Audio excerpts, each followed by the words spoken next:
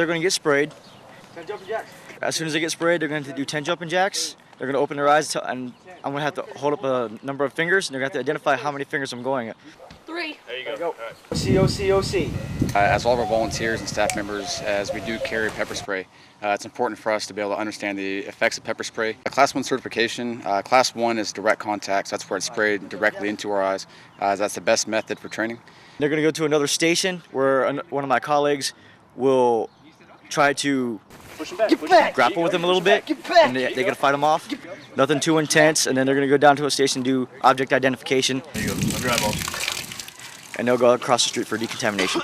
Whenever alcohol is involved, of course, emotional reactions of events for that evening or the way that they would react to certain scenarios, of course, is above and beyond what would typically happen. And as we interact with them, there's a little bit of an overflow that is taken out on our volunteers or staff. Having pepper spray enables us to be able to protect ourselves. It's a little bit difficult to not be nervous, especially when you really don't know what to expect. Wake your eyes. You really don't notice it too much until you try opening your eyes.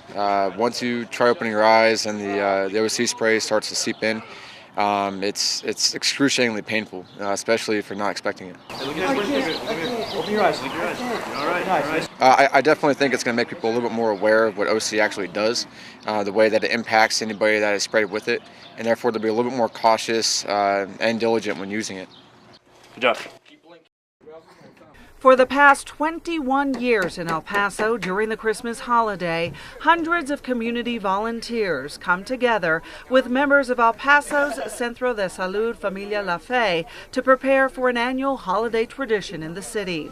It's a time when Scenic Drive in El Paso becomes even more scenic when it is lined with thousands of luminarias. To me, as a member of La Fe, it's our way of saying thank you to the community for their support, for their understanding, and for helping our people.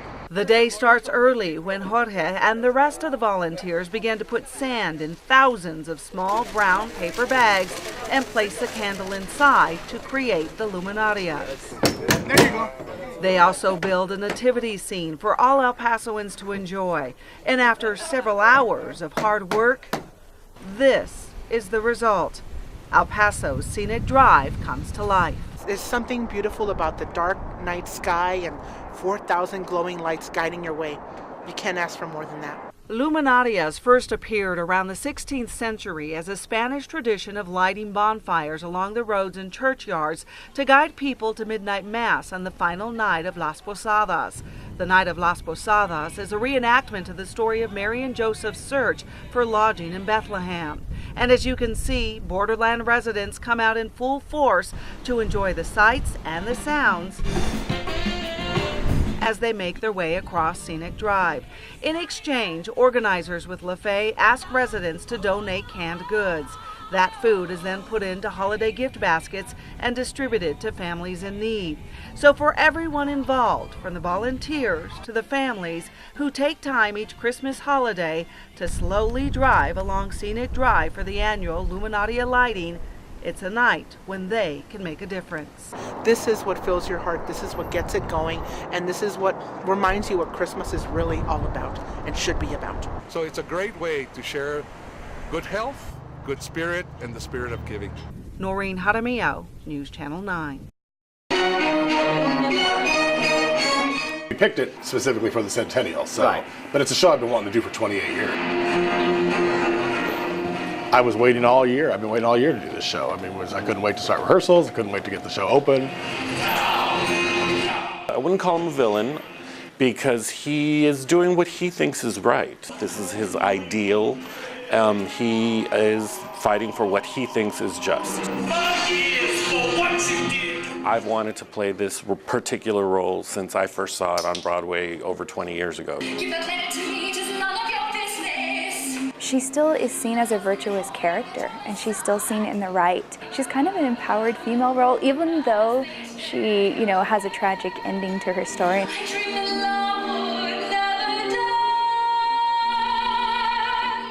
I've always dreamt of playing a role like this, always.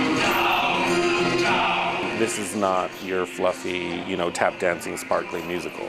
It is a beloved musical, and it is something that everyone should get a ticket to come see. And we have to do it justice. It's a beautifully written show with beautiful lyrics, and so we do have to, keep that standard high for ourselves.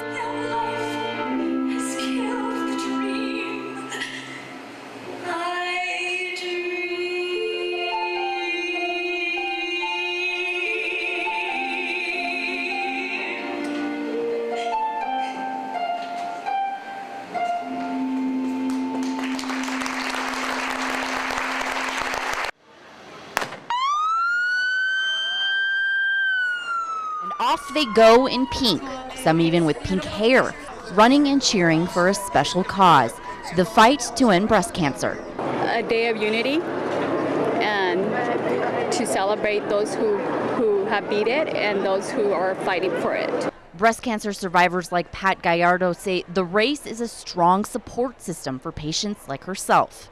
From everyone, people you don't even know. The survivors go in line and you feel the clapping and the cheering for you.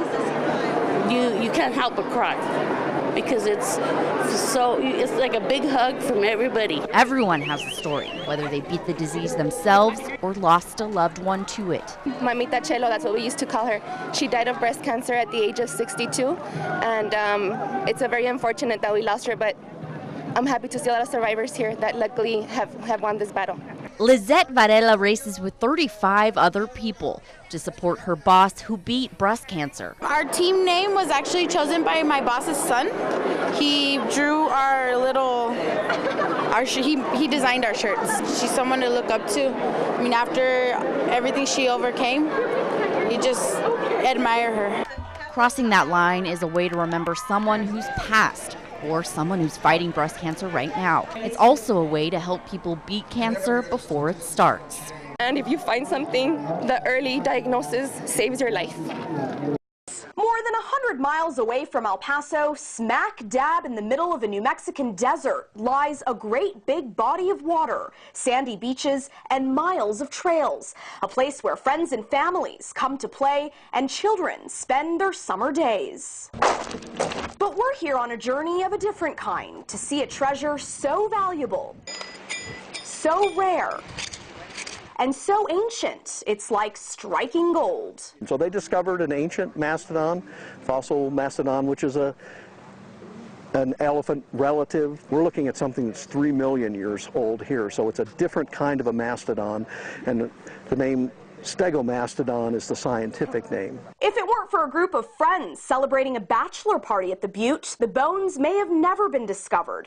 Antonio Gradias and his pals were helping a man who got his truck buried in the sand when, much to their surprise, they stumbled upon the skull of a Stegomastodon. As we're coming back down the shore, I see something in the ground. I think it's pretty crazy considering when they built the dam, they never discovered anything like that. So the fact that they dug it up now and that it was just a bunch of kids out having fun is pretty awesome. I think it's very cool. Paleontologists say the bones have likely been underwater for centuries, just now exposed as the lake dries up. It's very exciting because we do find fragments of fossils, and they're known to occur up and down the Rio Grande, but something this complete makes it a very important scientific discovery. Security now surrounds the site 24/7, and until the excavation's complete, the public is being kept away. Paleontologists hope to find more prehistoric bones in the area. To have a find like this is extraordinary. It's wonderful, especially it's right in our backyard. Making the search all the more alluring.